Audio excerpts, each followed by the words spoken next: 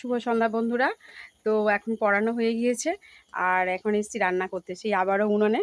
তো আজকে রাত্রে একটা নতুন রান্না হচ্ছে, নতুন বলতে এই থোঁড় ডাল। বাপের বাড়িতে এটা হতো, তো আমার হাজব্যান্ড বলছে ও কখনো খাইনি আর মেয়েও কখনো, এই পড়ে আসনি। আর এই যে মেয়ে এসে বসেছে, আর আলু ভাজা আর থোঁড় একটু ভাজবো, কার আবার ডাল পছন্দ হয় কি না হয়, আর রুটি করব। তো আরও লাগে একটু তরকারি আছে, আর এই উনানে হচ্ছে, তো খুব ভালো লাগছে। আর বাপের বাড়িতে চড়ক মেলা হয় না, তো ওই বাজি ফাটছে, অল্প অল্প শোনা যাচ্ছে।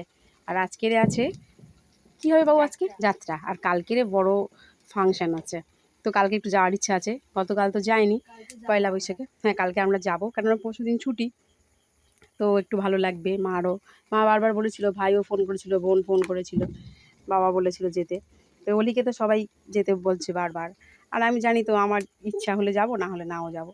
যাই হোক, তো চলুন এখন রান্নাটা করি। থোড় ডালটা কীরকম করি দাঁড়ান, মেয়েকে আবার দেখাতে হবে।